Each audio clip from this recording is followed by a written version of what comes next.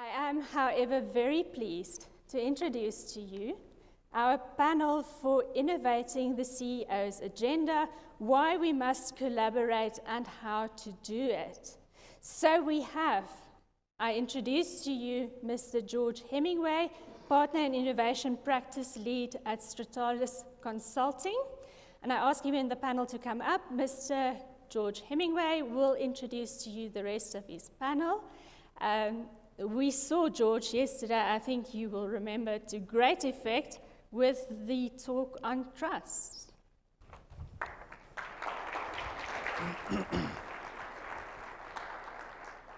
Good morning, everyone. Oh, come on, you know how this works now. Good morning, everyone. That's a little bit better. So today we're going to be talking on the CEO's agenda, why we have to collaborate to innovate. We'll also be hearing about some interesting new structures that have been created within the global mining initiative that will help that to occur. So I'm going to introduce my panel as well as introduce Associate Director of the Lassonde Institute of Mining, Rachel Wallace, who's going to speak a few words to us, and then the rest of the panel will come on stage and I'll introduce each of those individually. Rachel. It used to be, when we used the words university and new research, it was met with great excitement, expectation, and perhaps for some, great reverence. We can't deny that universities and research has transformed society, culture, our world, and even got us to the moon.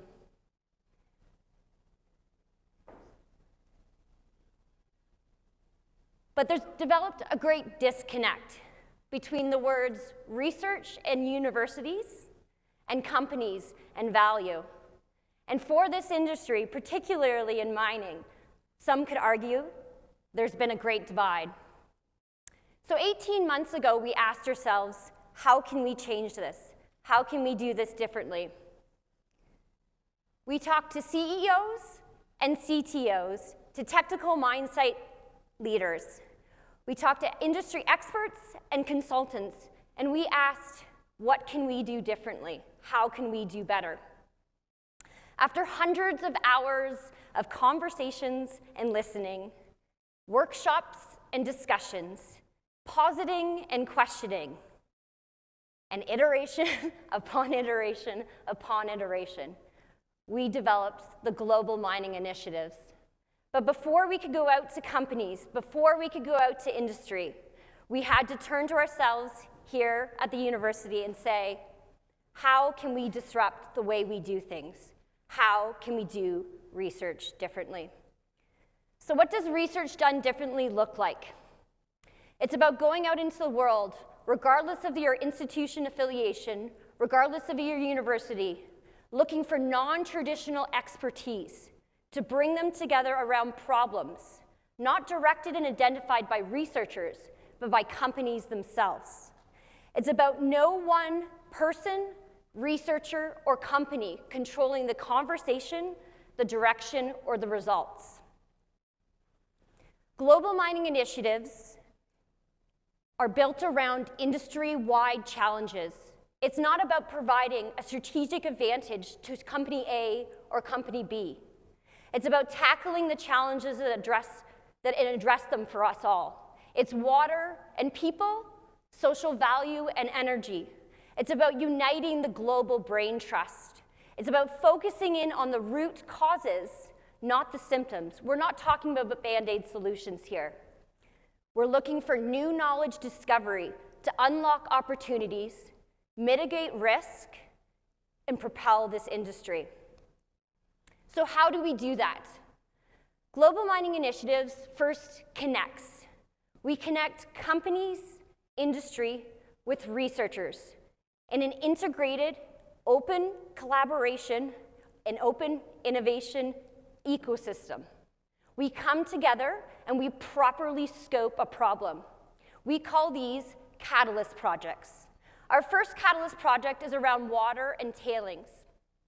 From there, we leverage our collective expertise, our collective data, our collective mine sites. And we come together, and through an industry investment of, say, $5 million, and the unique funding opportunities that universities have, we can leverage that investment to a $10 to $15 million research project.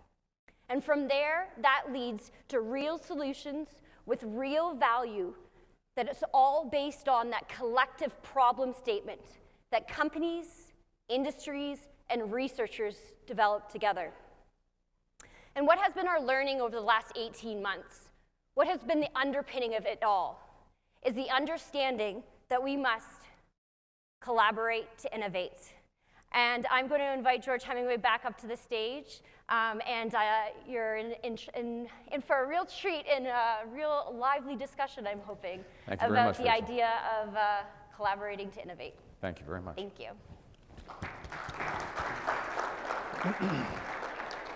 So I'd like to invite the panelists on stage. I've got Ian Pearce, Lesley Warren, and Afzal Jessa to take their seats. And while they're doing so, I'll give a brief introduction to our three panelists, each of them esteemed in their own right, luminaries in the mining industry, leaders in research and bringing together new knowledge, and of course, folks that are leading the very change right now that is going on within mining itself. So, there we go. Thank you very much. So just to briefly introduce each of these folks, first on the far left we have Ian Pearce. Ian Pearce is the former CEO of Xstrata Nickel. He is also the chair of New Gold, the vice chair of Ototech, the director of Nexa Resources, the chair of MineSense, a director at Cobalt, and of course a strategic advisor at the Lassonde Institute of Mining. We could go on, but he's had breadth of experience over decades within the mining industry, both at the executive leadership level, understanding the operations, and now sitting on the boards and tackling some of these challenges for the future, advising CEOs and leadership on where to go.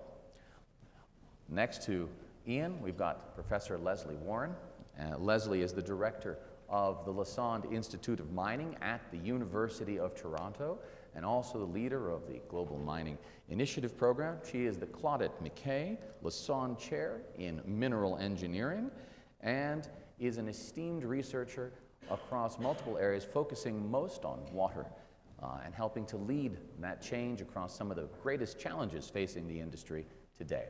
Finally, next to me on the left, I've got Afzal Jessa. Afzal is the Global Chief Digital Officer for Vale, helping to transform the company, making it both on the operating level and in terms of new ways of working and thinking, enabling the future for what one of the world's largest mining companies will become.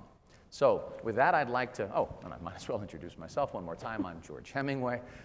Those of you that don't already know me, I, one way or another, try to slam all these people and companies together and help them to collaborate, to innovate, and think a little bit differently about what's possible. In other words, I'm a consultant. So let's start with our first question over here. Our topic today is on innovating the CEO's agenda. So starting with that, what are the challenges, the items that you are seeing most top of mind for CEOs today? What are the things that are keeping people up at night, the things that really need to be tackled? And I'll start with you, Ian. So I would say that, and I'd like to start at a sort of very high level, that when you look at our industry, it's becoming more and more complex to run mining companies. And so I'd like to frame that complexity in sort of a vision statement for us to think about, and then we'll dissect that as we go along. And the vision statement is mining companies create value by providing vital resources to society in a sustainable way. And if you think about that captured vision statement, it has changed the narrative of how we do our business. And so that complexity and the risks associated with that narrative should force us to want to collaborate, to deal with both the risk that's contained in that statement, as well as the complexities, the new complexities that are brought to the mining industry as a whole. So, Afzal, what are your thoughts on that? You're sitting on the inside there. Yeah, so just complementing that point. We had a very significant incident earlier this year with the Brumadinho dam breach. Killed 300 people, had a huge impact on society.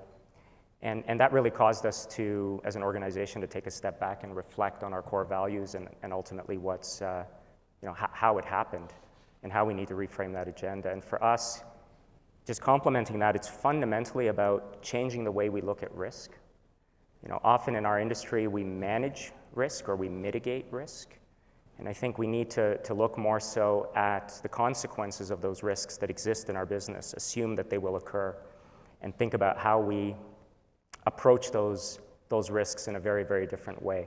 A lot of those risks are related to safety and sustainability. And I think that's a common theme across the organization as a whole.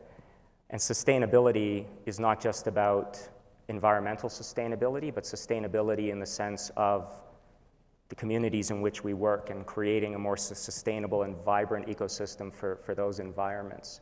It can either add to the risk or it can mitigate that risk. And so a lot of that is what's on our CEO's agenda. Mm-hmm. And the underlying element of that, I think, is around the cultural transformation that needs to occur within our industry to actually address these topics in a very, very different way than we've approached them in the past.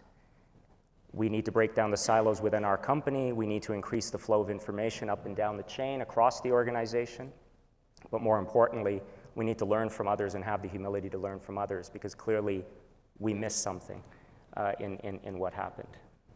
So let me ask sort of broadly to the panel. I mean, what do you see? We're talking about complexity. We're talking about change in work, change in culture, change in focus and scope. What do you see as the role of collaboration, I guess, in sort of dealing with risk, dealing with changing how people partner or social value, dealing with solving problems, because these are massive challenges that presumably no one company can solve alone. Absolutely. I mean, or can they? I mean, that's the question. Yeah, I think as an industry we've been, I mean, I can talk about as a company, we've been extremely insular. I think as an industry we've been extremely insular. And we all intellectually understand that diversity of thought is a key critical success factor to innovation, and yet we don't necessarily embrace that concept of diversity of thought, right? We have typically, if you look at the demographics of our organizations, mm-hmm. they look a certain way, right? They're not exactly diverse. So how do you create that diversity? We can try and hire that diversity in, and I think that's an avenue to explore. But I think the more effective avenue to explore is how do we collaborate externally across the industry and with other institutions. So I'd like to jump in there a little bit, George. I think, again, if you look at that statement of mine, we have to create value. Now, in the days gone by, we used to have shareholders, and then they became stakeholders. Today, we talk about our stakeholder, if you want to call it that, is society. So my statement said we provide vital resources to society. That's our customer. So creating value for society in a sustainable way is a new way of working. It requires a different skill set. And I think that's where we have to think about how, and new knowledge, as Lesley, as Rachel was saying. So we have to think about how do we actually organize ourselves differently to address those new problems that have been brought to us. So Lesley, I mean, to that point as well, what is the role? I mean, you've been doing this for decades in terms of working in universities and trying to work with mining companies and other companies to discover new knowledge. What is the role you're seeing today for universities and for individuals like yourselves and for the GMI in helping companies to sort of collaborate and to move forward? And how is that going to be different, frankly, because I think Rachel talked a little bit about a divide that's occurred. How is that going to be a little different from the past? So I think there's two ways to connect this. One is that risk essentially is an opportunity. It tells you that there's a knowledge gap and you need experts who can come in and fill that gap in. And that's where universities, I think, can play a tremendous role in providing that multidisciplinary knowledge you need. What we have set up at the University of Toronto through the Global Mining Initiatives is the recognition that open innovation, an ecosystem that's global, that looks for networks irrespective of where people sit, what company, what university. We need that diversity of thought, and we need those knowledge experts around the table with industry to scope that project. I've seen that in my own research, that typically because I work in those risk areas of environment, water, tailings, companies come to me, and I'm increasingly talking to CEOs about their risk portfolio. It's now a portfolio, and they know they need new knowledge to solve that. Universities can play a critical role in advancing and accelerating those solutions. Maybe just to complement on that, I think we all recognize there's a talent gap Yeah. right? And one of the things we're actually doing is we're actually competing for the same talent, Yeah. right?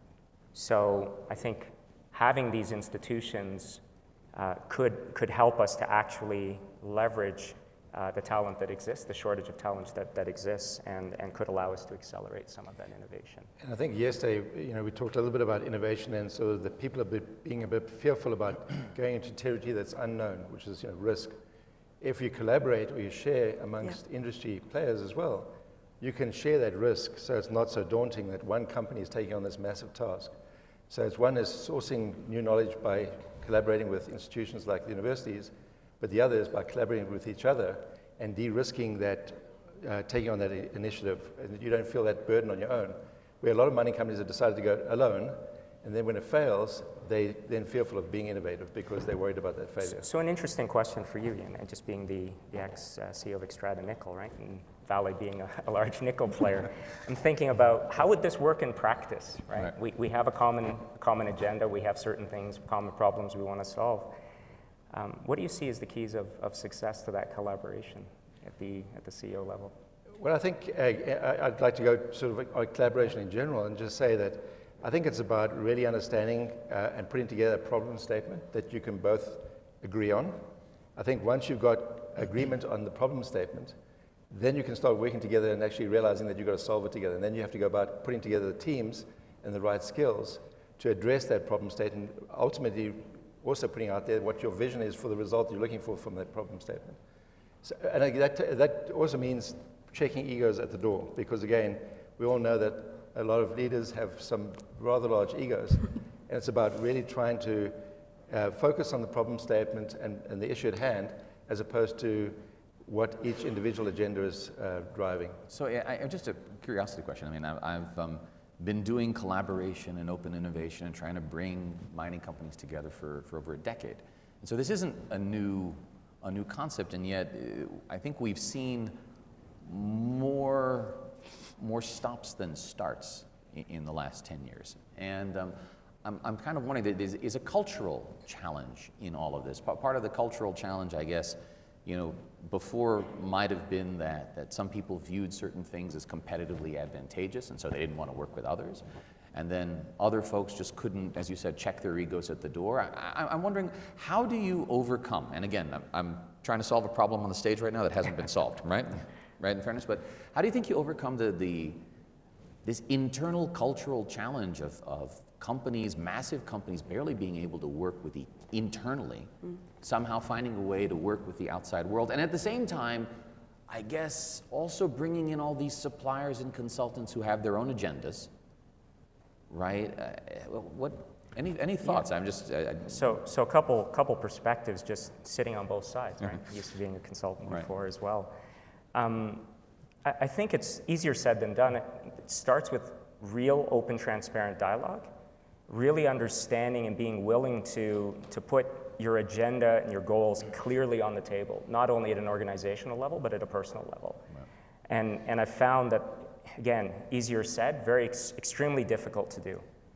But I think it's only with a true understanding of what the other person is trying to accomplish, and with them having a true understanding of what you're trying to accomplish, we'll actually be able to facilitate collaboration. Oftentimes we just assume what the other person's trying to get out of this, and we focus on our agenda. I think that's one element of it. I think the second element of it is finding some really relevant themes that are genuinely common across the industry, right? I have to believe that the safety and sustainability theme, it's common to all of us, right? We cannot be proud of our track record on safety and sustainability.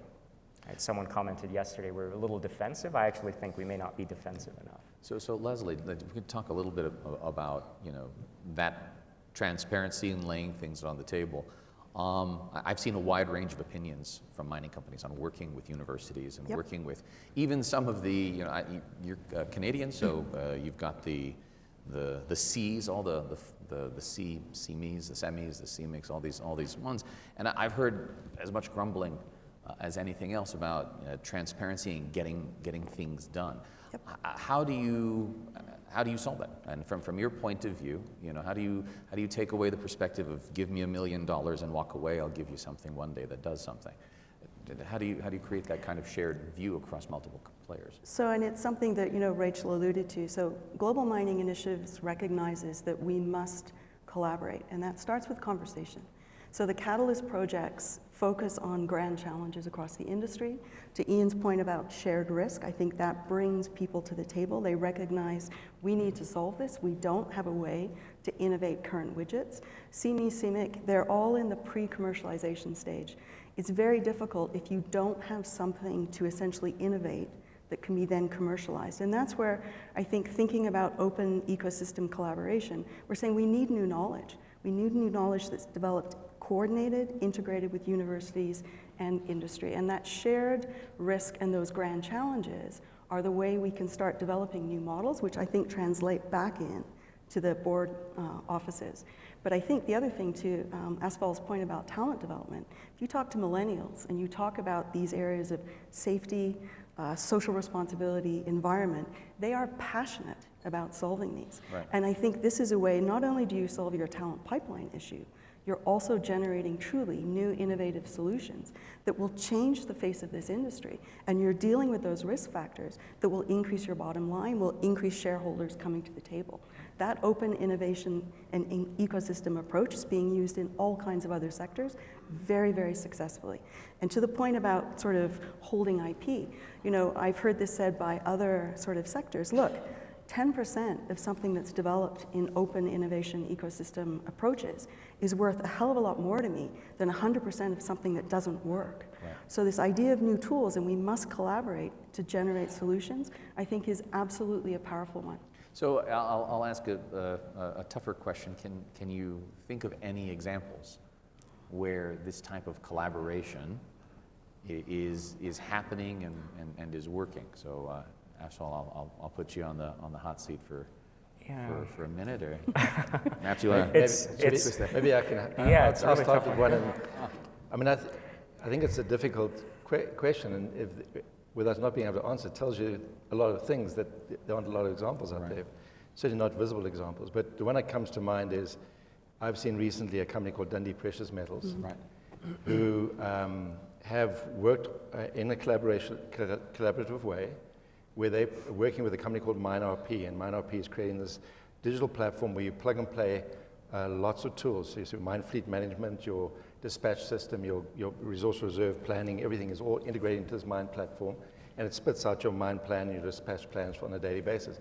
Now they're collaborating with that company, and that company has got other parties involved. I think GE is involved there, Deloitte is involved there. So there's collaboration going on at that level. That's kind of an example. Yeah, and when we were talking about that example, that's collaboration within that company and within a player or a set of players. But we're implementing MineRP as well, and we don't have access to any of that insight, those learnings. We're not collaborating, and so part of me thinks, why not? Yeah. Right. Yeah.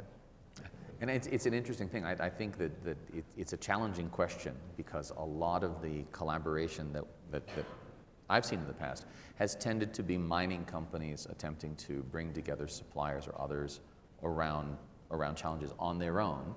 And those they've stopped and they've started, and you've got a pretty jaded world at this point, because when you stop and start something so many times, right, whether it's Rio or Vale or whoever the case may be, people start to wonder, well, at what point will those things come together? But I think especially around some of the big stuff, the tailings, the water, you're seeing the glimmers of it now, right? You're seeing from third parties like GMG or Amira or consultancies attempting to bring people together around it. I don't know that they're actually doing anything except putting knowledge on a website right now.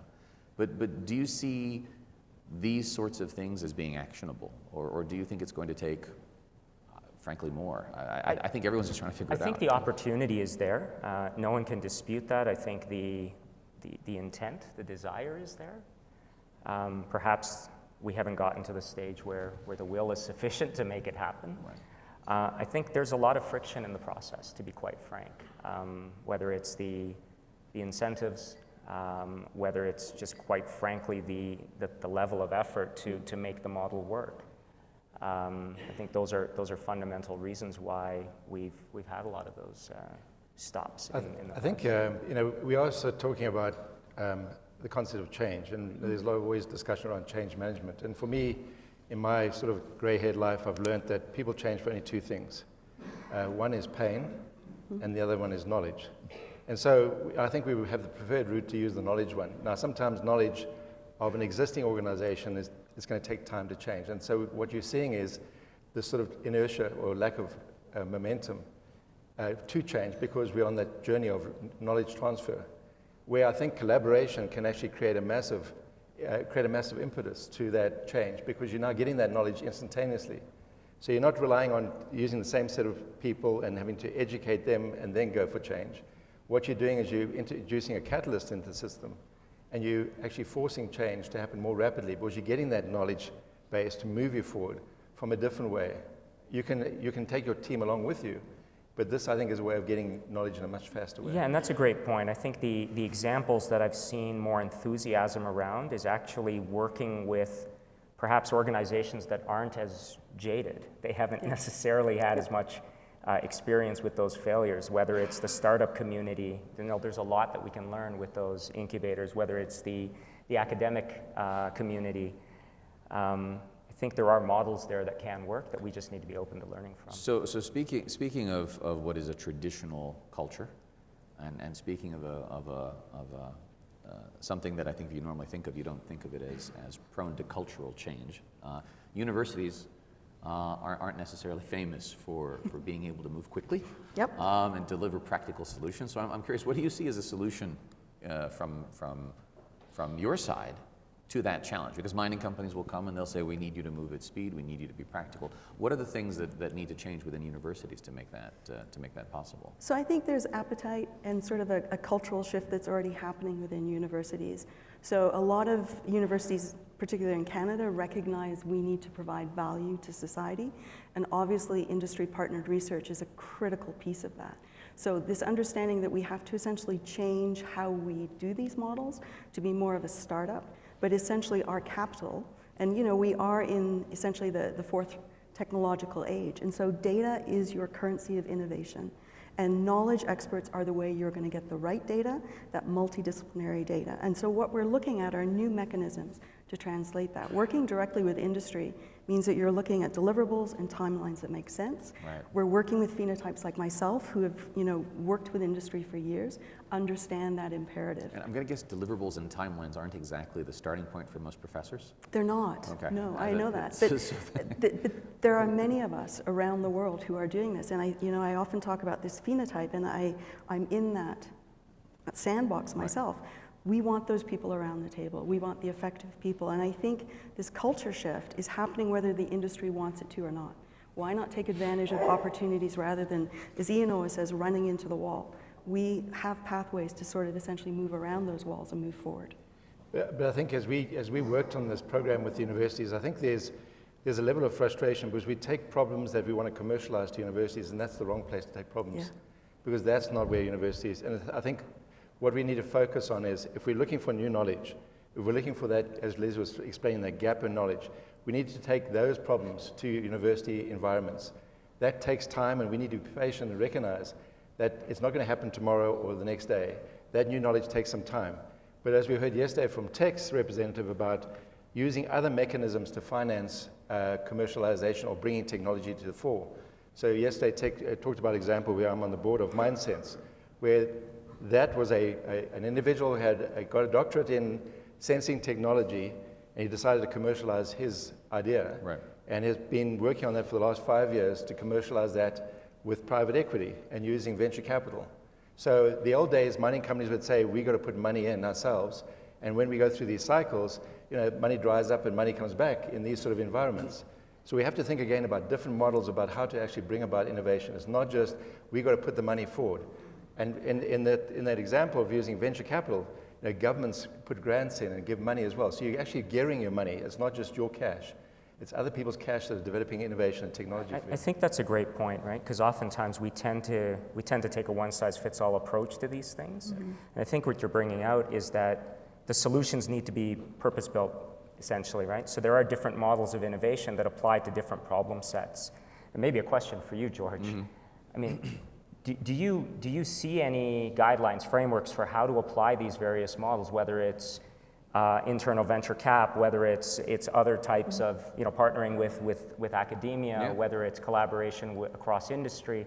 Again, they're going to be applicable in different scenarios, and if we apply the wrong solution to the wrong problem, it's probably a good reason why we're getting frustrated. I mean, at the end of the day, it really boils down to, like anything else in the world, using the right tool for the problem, right? If you have something that is a competitive advantage, right, that you've decided that, you're going to be able to have you need a new technology that's going to let you explore better understand what's going on in the ore body, and that's competitively advantageous, then chances are you're just not going to want to collaborate with other people on that. Or if you do, you're going to want to find someone that is as far away from you in terms of direct competition for that ore body as possible.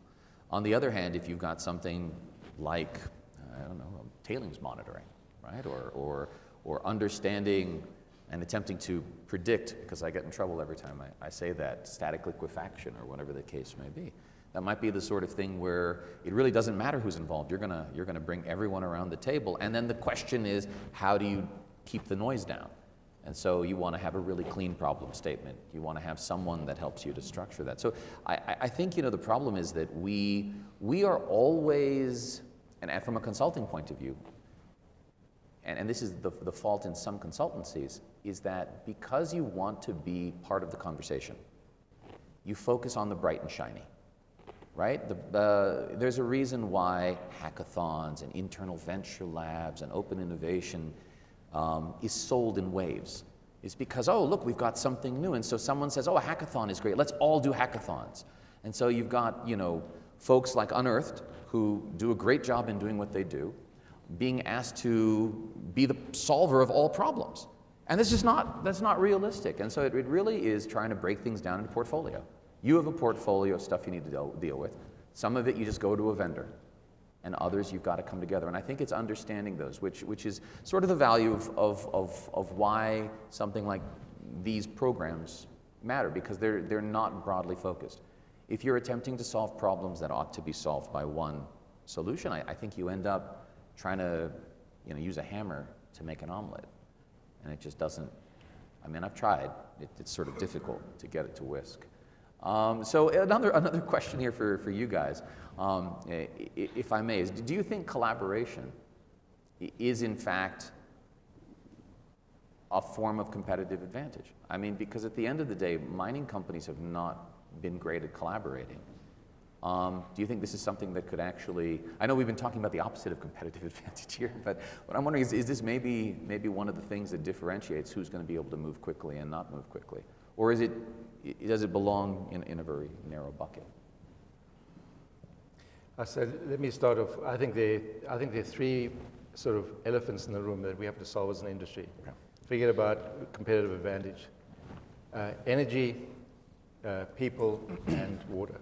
Okay. And why I say energy and people, and when I put that people bucket, is that 60% of our costs in the industry come from energy and people. And we look at that, we need to create value in a sustainable way. You look at energy, you've got a carbon footprint, you've got diesel fumes being somewhat declared as carcinogens in mines. You've got real issues. This is not about competition. This is about changing the way we do our business that allows us to collaborate to address those issues. And when it comes to people again too, what is work going to look like? Where are people going to work from? How do we solve the talent gaps that we have? These are not problems, and we can't rob Peter and pay Paul here. This is about we need to, as an industry, work together on these problems. There are other problems, other issues that could become sort of competitive issues, but I think there are big enough issues in those three buckets that it would allow us to collaborate as industry to solve, because that would put us in a better place for that ultimate customer I talked about, which is society, because society is going to be working against us, and it's not going to get any easier unless we address these issues. And I would answer, just complementing that, I would say yes to a certain extent. And I think collaboration isn't just about external collaboration, it's internal collaboration as well. The efficiency with which we can take new ideas forward has to be a competitive differentiator. Some of that collaboration won't result in a competitive differentiator, right? Because it'll be common problems, as Ian mentioned. But I think the ability to actually do it effectively in different forms, I absolutely think could be. I mean, thematically, the one thing I hear from all three of you is that there's a cultural change that kind of needs to happen. I think you talked a little bit about how that cultural change is also sort of rescoping the problem, right? Understanding that it's not just, it's also about delivering more for society. You talked a bit about the cultural change that needs to happen within universities and how they engage and how they structure problems. And I think you're talking a little bit about the cultural change inside the company as well, and simply being able to make things happen and move from, I guess, intent to will. And I'm trying to find the right way to see that, but build more of an innovative culture where people are willing to try things and move quickly and break down silos. Absolutely. I got that right, or am I? Yeah, absolutely. And you know, I mentioned open and transparent conversation. It was funny, after the panel yesterday, Theans and I were speaking. We said, you know, it's funny, you get us up here, we talk about how we're working together, the things that are working, we put our best foot forward, and then we sat at a table and said, okay, let's just put all the bullshit aside. What's really working, right? What's really happening? What's really not happening? Because the fact of the matter is, we're all struggling with very similar things. And I think the extent to which we can get past that and have those conversations will allow us to move forward. So just to that point, I'm curious to your point of view. I mean, in the last year, we've had multiple mining companies come to us and say, hey, tailings, you know, what's going on in monitoring? How do we solve the... And in every single case, and you're aware of this, we've gone from one company to another and said, hey, you know, these people are working on the same problem. This is not really an advantage thing. How about we just slam these 3 projects together?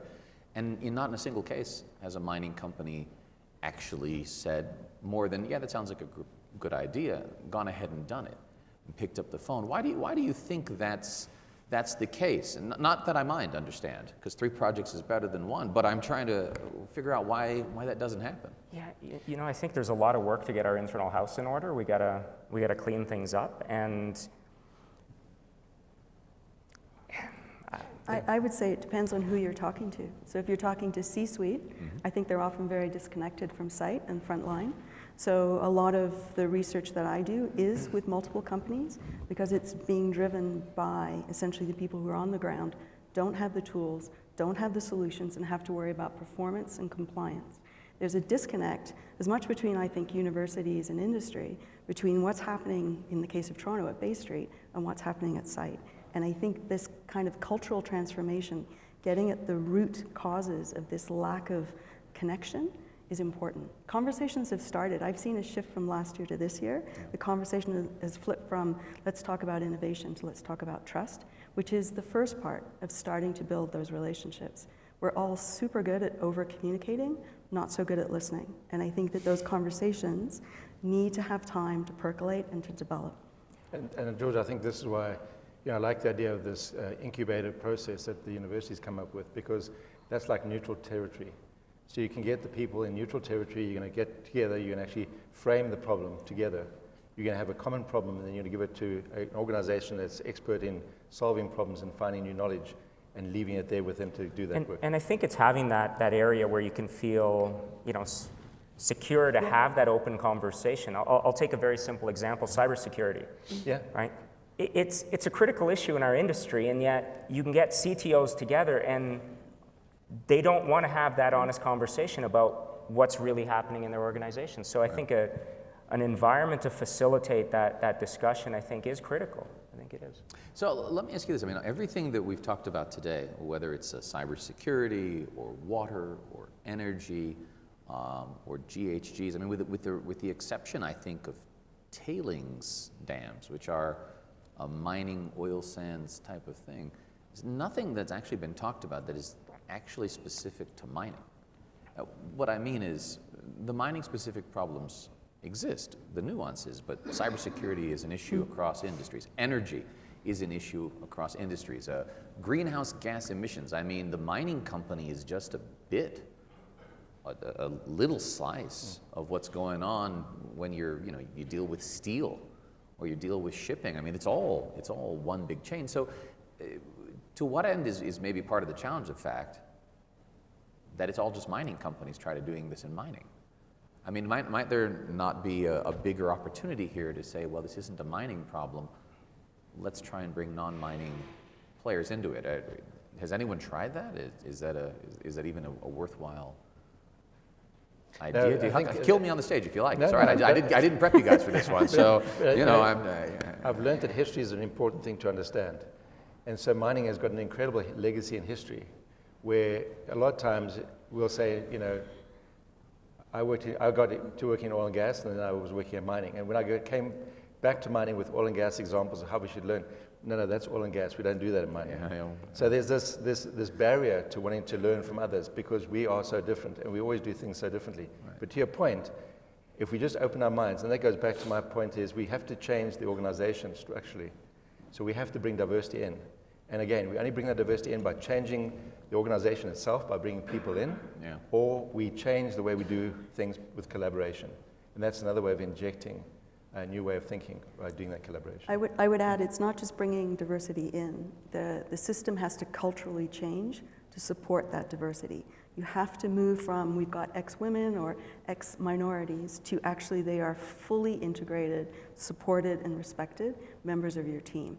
And that inclusivity piece is very, very important to successful diversity. Well, Afzal, from your point of view, I mean, the stuff that you're doing, other industries, could arguably, many of those things have been things that other industries are ahead of the mining industry on.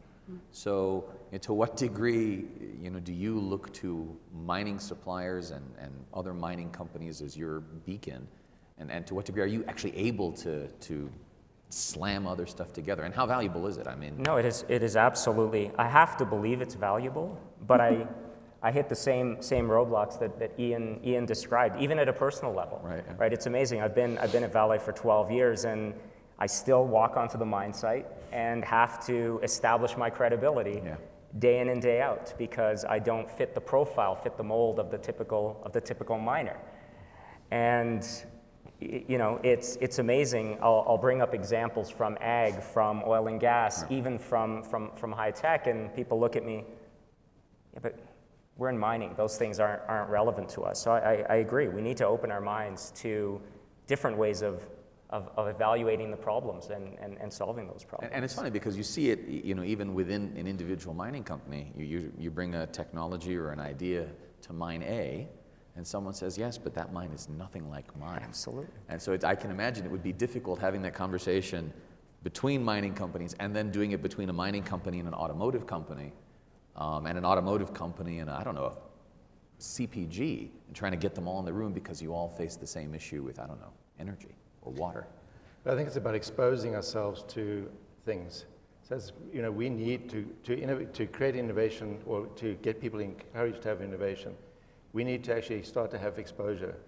So have conversations, meet people, go on that journey of changing the way we think about things and how we think about things. And that the more we can have that sort of exposure to other organizations, other industries, exposures to university again and see how new knowledge is created, that's going to set us on a transformation journey, I think, which is very, very important. So a question, one of the things that Afzal asked earlier was, how do you use the right structures for the right kind of problems?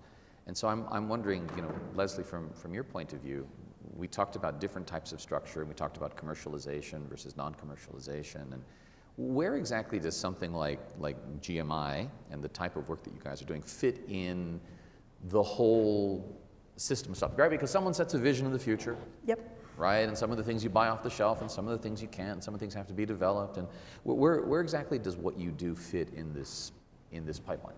I think it's recognition that value, getting to Ian's point, there has to be a shift in the industry to understand what universities can do. Right. And that new knowledge to me is the start of an effective pipeline. You can't commercialize and innovate unless you have something new to do that with. So you need that new knowledge. And the model, essentially, that Global Mining Initiative is putting forward is exactly to Ian's point. Check your ego at the door. This is about generating solutions. So you bring the right people around the table from industry and academia who know how to work with industry, and you problem scope and statement develop in a way that will lay out that pathway. But this isn't stuff you buy off the shelf, right? No. This isn't tiny little things, right? These are. I mean, water is a big thing. So it's what type of things do you? Where would you want people to come to you in their evolution? Right. To find stuff, because I think that's one of the main challenges. I don't think companies always know how to engage. Right. Right. If I have to invent something, I need molecule X, and I can understand a university. But this is not just about making something That's exactly to your point. So It's a water, terror. you know, on the ground is one of the most important commodities this industry has to deal with. And so, you know, if you look at sort of the volumes of water that industry uses, it's 9 cubic kilometers per year. The renewable water supply in Canada is only 3.5 cubic kilometers per year. Canada alone uses 1 cubic kilometer, which is 2/3 of the volume of Lake Ontario. The impact on water of this industry globally is massive. And that is what society looks at. If we look at water, not only the geotech issues around tailings dams, the water quality and the impact on receiving environments. Everywhere that companies operate, they have massive potential to impact water quality, drinking water supplies. We need to understand those black boxes. Right now, there's a view that what comes out of the mill is exactly what stays in a tailings pond, which is completely lacking in fundamental knowledge that in fact, these are bioreactors. And it's not sustainable. I mean, that's what That's we're right. seeing, is that you can't, the mining companies won't be able to continue to That's operate right. if you leave that But stuff. I think that goes back to not solving symptoms, but really understanding the causes of the problems. And that's where we have to do a lot of work on. So as we create this new environment where we want to create value in a sustainable way, we need to think about what are our real problems and how do we actually frame those problems to be solved. Yeah, and one of the things you know, I've been reflecting on, a lot of us pursue our transformation initiatives around productivity and the economics associated with that productivity. I'm not sure it's a big enough catalyst for a true transformation. I think it's a great catalyst for incremental improvement. And let's be honest, a lot of the digital transformations and other technology transformation initiatives that we have within our portfolios are quite incremental at this point in time, and we believe over time they will get more transformative. Right. But perhaps if we rally around these bigger causes, that can become the catalyst for us, because fundamentally we do need to transform our industry in much more meaningful ways to address these. It's not going to be incremental. So just a point that Ian made earlier, and I apologize for pausing there, but you said that two things you've seen cause transformation: knowledge and pain. Yep. And you know, looking at some of the economics to reprocess a tailings dam, or there's a lot of cost, and I'm wondering, is the pain big enough yet? Is the pain big enough for the industry to have no choice but to do this together? Because we're seeing the glimmers of it, and I can throw pictures up on the thing and say trust matters, but are we at the point yet where it's an existential threat? Well, I think the pain is manifesting in different ways. So if you look at the mining industry, we make up 0.5% of the equity market. So when you look at sources of capital, Right. the industry is having to rethink about what its story is, because to access access money from the equity markets is becoming more and more difficult. Now, if you're going to go access capital from a broader market, you're going to have to address this issue. Right. Because now you're competing for capital against companies like Apple and these companies who are looking at sustainability in a different way. They are looking at how they look at people in a different way. So, you know, I think the pain is coming. Unfortunately, it's a bit like the frog in the water. Right. You know, we're not feeling it because the temperature's going up, but we're not feeling the temperature going up. And we need to wake up and say, we're the frog in the water. We need to do some changes here. Yeah, no, absolutely. I would echo that completely. I think for us, the catalyst was Brumadinho. I hope none of you have a similar incident, but That's the pain. That is the pain, right? That's the pain. But So, ladies and gentlemen, we only have a couple of minutes left, and so we probably only have time for a question or max two. But is there anyone in the audience that has a pressing question for the panelists? Sir. Good morning. That was fascinating. I'm Andrew DeCease with Objectivity. My career in mining has been, I think, on the sharp edge of innovation. So through Noranda, working on technologies that 30 years ago we demonstrated hasn't been made into industry today. I'd like to bring you an SME perspective. We talk a lot about change. We work both on working with innovative companies and with mining companies, and I'll give you two examples. When it takes 6 months to get an asymmetrical non-disclosure from a mining company, I think you really have a problem with time. When a client of ours in October sends an email saying, we can't engage with you, or in copies in purchasing, and says, we'd like to work with this client, but we're scheduling for next year because we know we can't get them on the vendor list. So collaboration is great. Universities have two roles, I think: preparing the people and generating research results. And those research results, I think we look at them like juniors. There's going to be 1,000 research results. One may be useful today, one may be useful in 5 years. So I think Just let me finish with the key point. And the key point is we are cyclical. And that cyclicality makes everything more complex.